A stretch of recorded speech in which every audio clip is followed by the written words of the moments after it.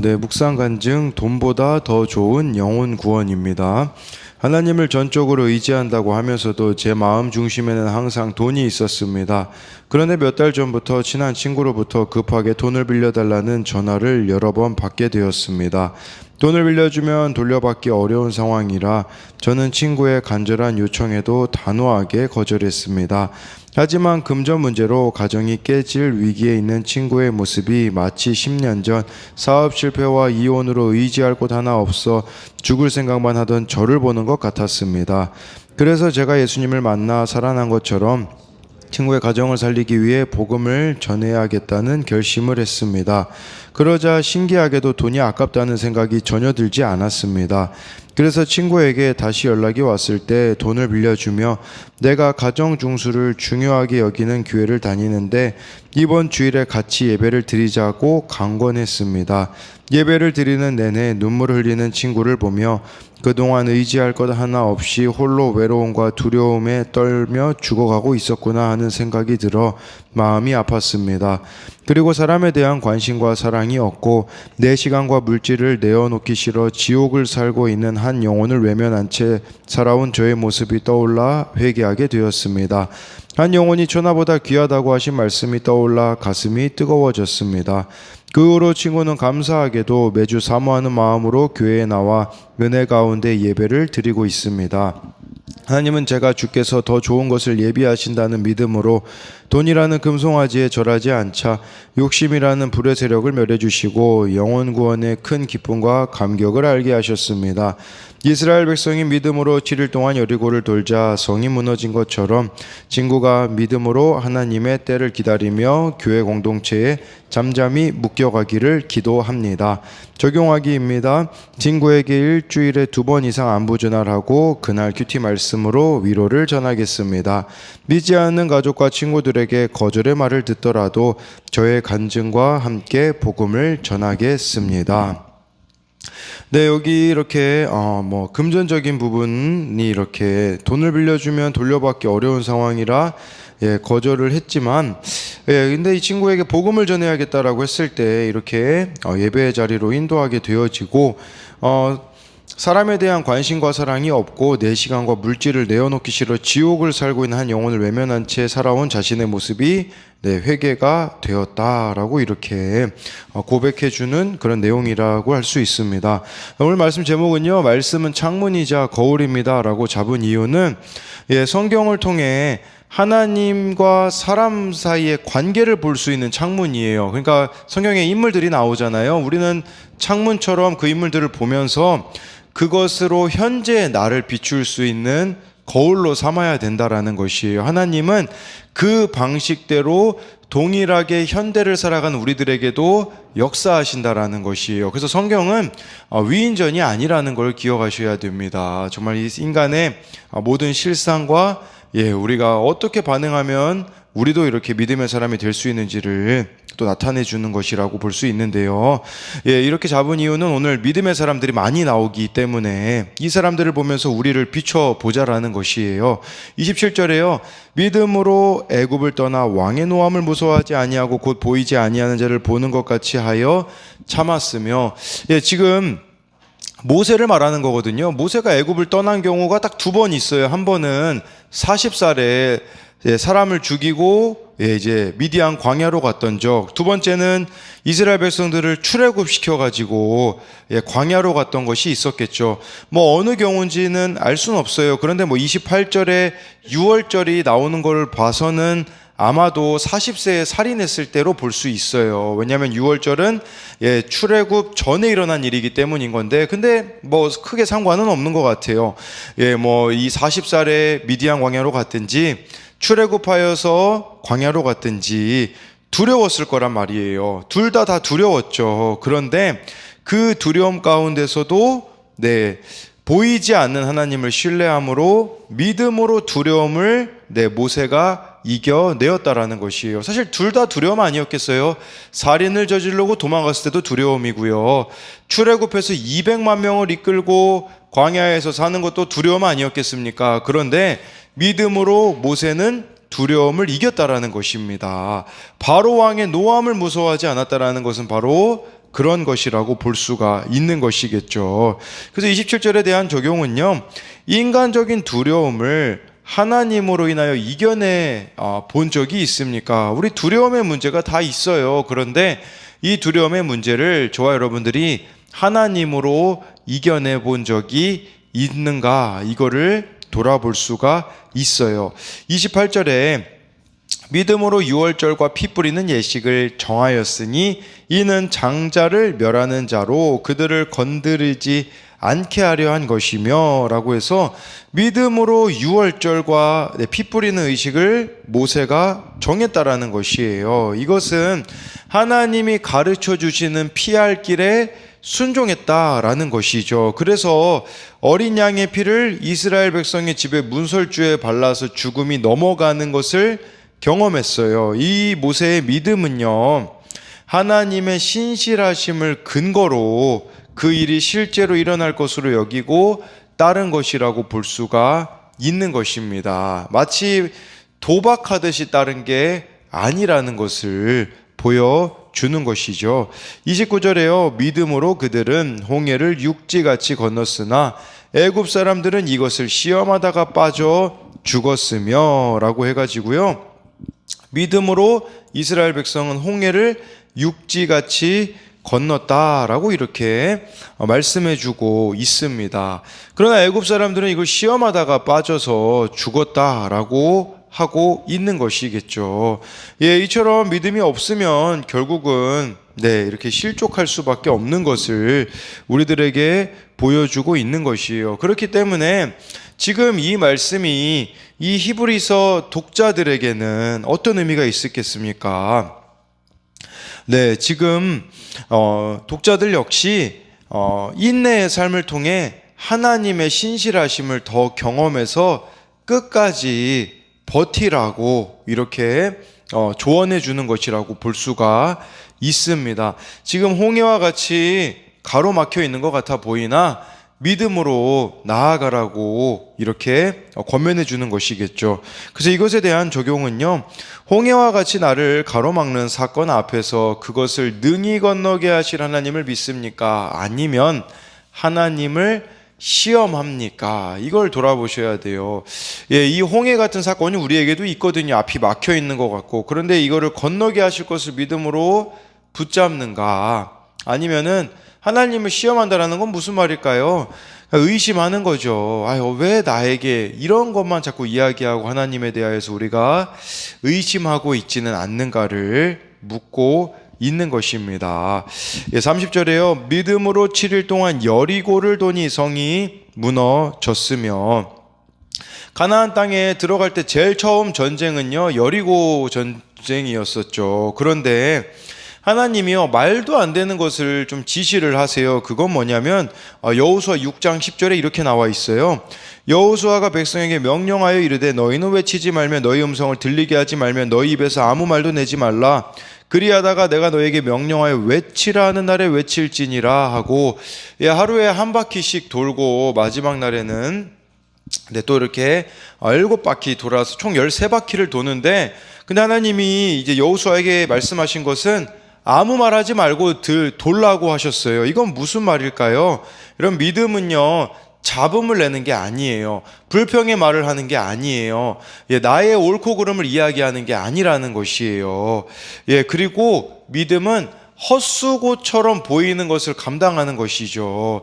이거 헛수고처럼 보이는 거 아닙니까? 그냥 이거 여리고성 한 바퀴 아무 말 안 하고 돈다고 해서 무너질 수 있을까라는 의심이 들지 않았겠습니까? 그러나 그렇게 했을 때 여리고성이 어떻게 무너졌습니까? 기억해야 되는 것은요, 역사적으로요, 제가 옛날에 읽었던 책에 보니까 여리고성은요, 안쪽으로 무너진 게 아니라 바깥쪽으로 무너졌다고 하더라고요. 그 말은 하나님이 여리고성을 무너지게 하셨다라는 것이에요.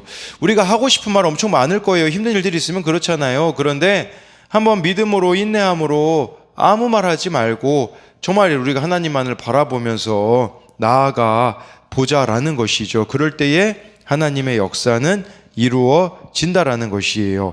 30절에 대한 적용은요, 불평불만을 그치고 믿음으로만 반응해야 하는 일은 무엇입니까? 아까 아무 말 하지 말고 돌라고 한 그것에 대한 적용 질문이고요. 헛수고처럼 보일 수 있으나 믿음으로 하고 있는 것은 무엇입니까? 이거 뭐 한 바퀴 도는 거 그냥 헛수고처럼 보이지 않겠습니까? 근데 좋아요, 여러분들이 헛수고처럼 보이는 일일 수 있으나 믿음으로 하고 있는 일이 무엇이 있는가를 생각해 봐야 되고요. 내가 감당하지 못할 것 같은 여리고성 같은 사건이나 사람은 누구입니까? 그것이 믿음의 시련임을 알고 있습니까? 우리 생각에는 이 여리고성이 정말 무너지지 않을 것 같아요. 사람이 될 수도 있고, 사건이 될 수도 있겠죠. 그러나 그것이 정말 우리가 하나님을 신뢰하며 나아갈 때에 무너지게 될 것을 이렇게 믿고 있느냐라는 것입니다. 31절에요. 믿음으로 기생 라합은 정탐꾼을 평안히 영접하였으므로 순종하지 아니한 자와 함께 멸망하지 아니하였도다 라고 해가지고요. 믿음으로 라합은요, 이게 참 라합은 구원하고는 너무 거리가 먼 사람 아닙니까? 첫 번째는 기생이고요. 두 번째는요, 이방 여인이었습니다. 이런 구원과도 너무나도 먼 사람도 정탐꾼을 영접하고 나중에 이 정탐꾼 중에 한 명하고 결혼을 해요. 유다 지파에 속하게 되어지는 영광을 얻게 되어지죠. 순종하지 않은 자와 함께 멸망하지 아니하였다라는 것은 이건 무슨 말일까요? 이 기생 라합은요, 바꿨어요. 뭘 바꿨냐?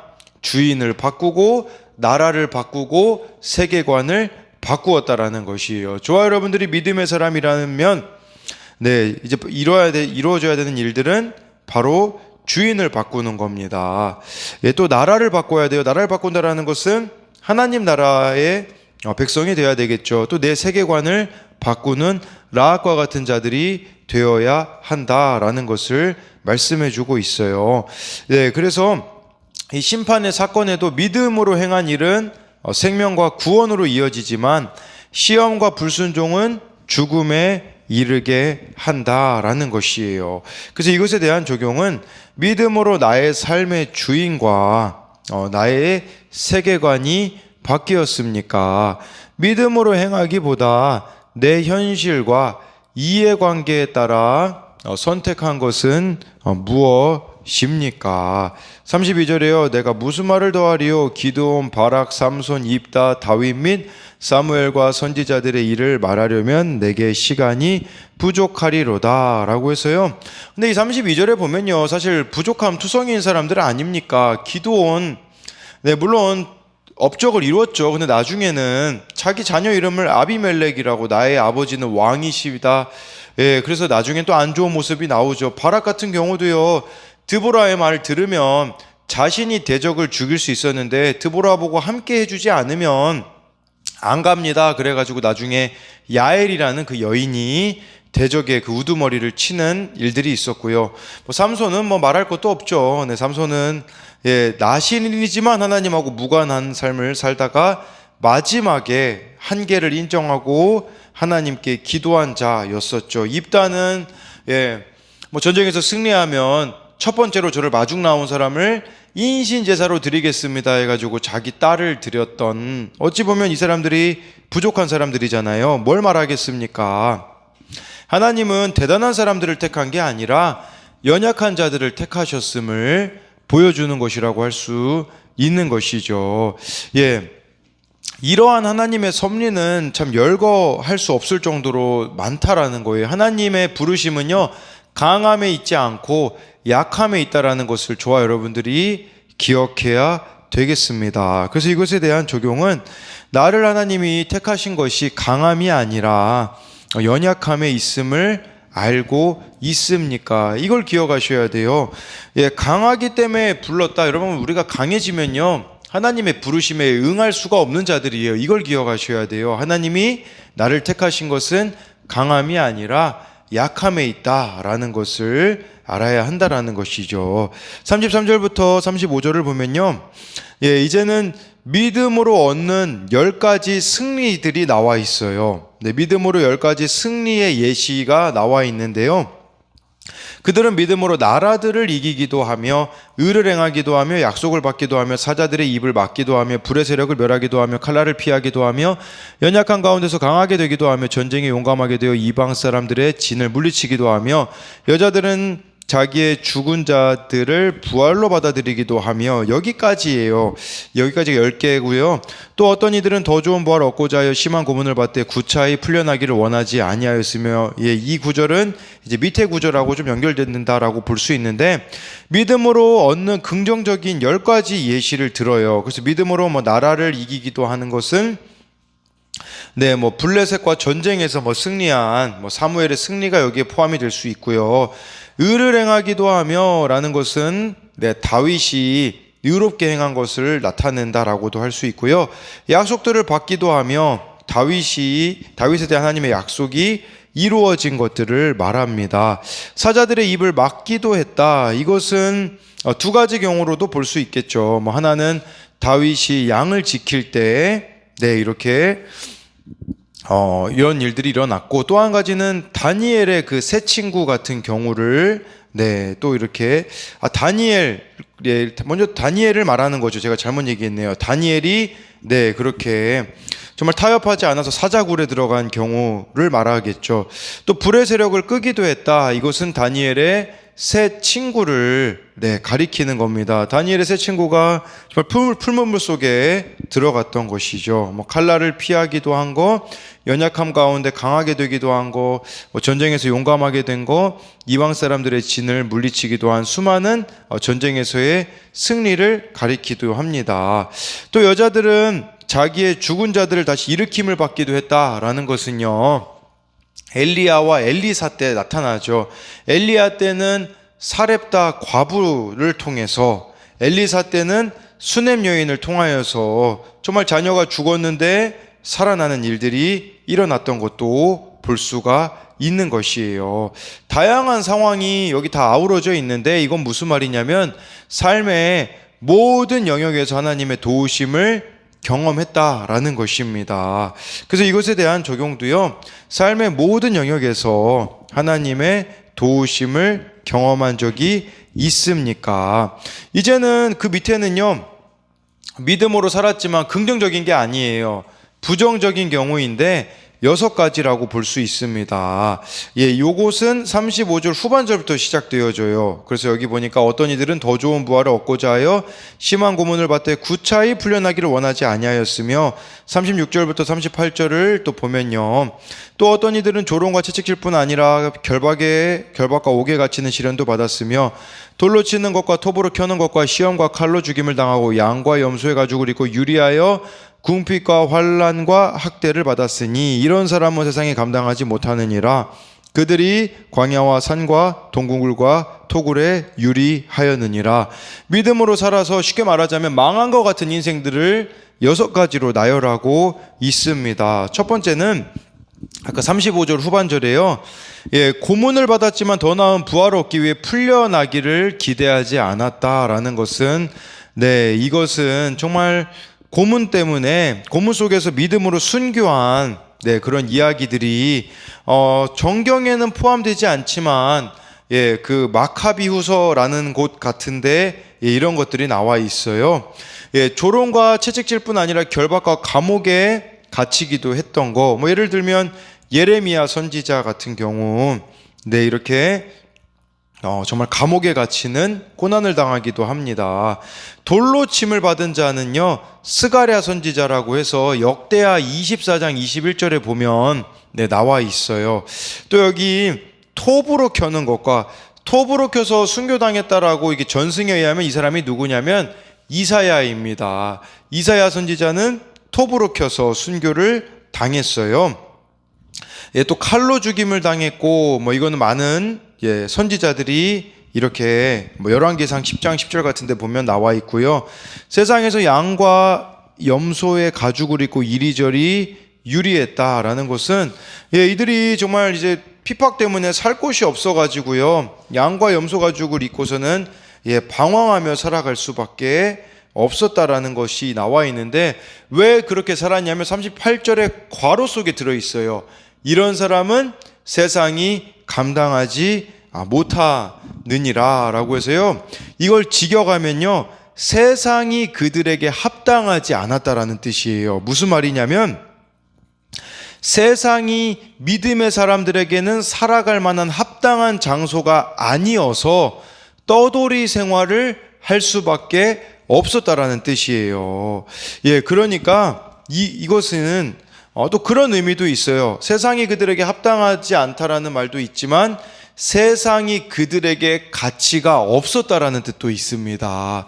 세상이 이들에게는 가치가 없었기 때문에 이처럼 믿음이라는 것은요,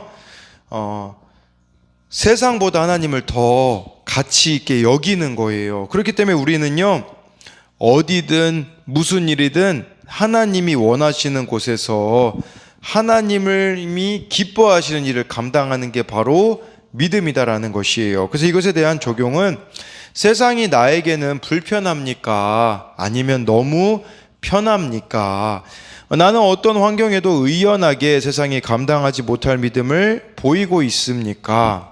요즘 나의 믿음을 흔드는 것은 무엇입니까? 39절부터 40절을 마지막으로 보면요, 이 사람들은 다 믿음으로 말미암아 증거를 받았으나 약속된 것을 받지 못하였으니 이는 하나님이 우리를 위하여 더 좋은 것을 예비하셨은즉 우리가 아니면 그들로 온전함을 이루지 못하게 하려 하심이라 라고 말씀해 주고 있어요. 이게 무슨 말이냐면 믿음으로 증거는 받았지만 약속된 것을 못 받았다라는데, 약속된 것은 누구를 말하는 거냐?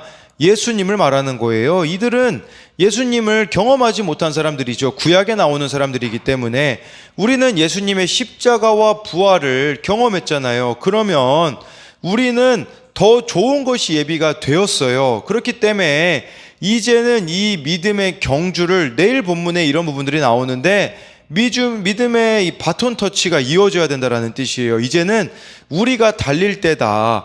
우리가 이 믿음의 이 싸움들을 싸워냄으로써 우리가 아니면 그들로 온전함을 이루지 못하게 하려 하심이라는 것은 이제는 우리가 이 믿음의 경주를 달림으로써 정말 예수님 오시기 전에 이 구약에 나오는 사람들이 믿음으로 살았던 그 바톤을 우리가 이어야지만 구약에 나와 있는 이 사람들의 수고들이 헛되지 않다라는 의미가 될 수 있는 것이에요. 그렇기 때문에 이제는 우리는 핑계댈 게 없다라는 것이겠죠. 왜냐하면 지금 히브리서 11장에 나오는 사람들은 예수님을 경험하지 못하였는데도 이렇게 살았는데, 하물며 예수님의 십자가와 부활을 경험한 우리들은 또 이제는 우리에겐 성령이 부어지지 않았습니까?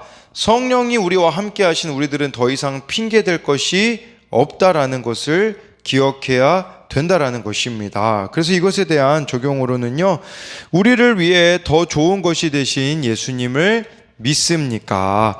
오늘 하루 어떻게 나의 믿음을 믿지 않는 사람들과 세상에 드러내겠습니까? 라고 해서요, 이제는 우리가 이 믿음의 경주를 해야 된다라는 것을 기억하심으로써 하나님이 없다라고 말한 이 세상 속에서 하나님의 살아계심을 증거하는 증인된 저와 여러분들이 되기를 소망합니다.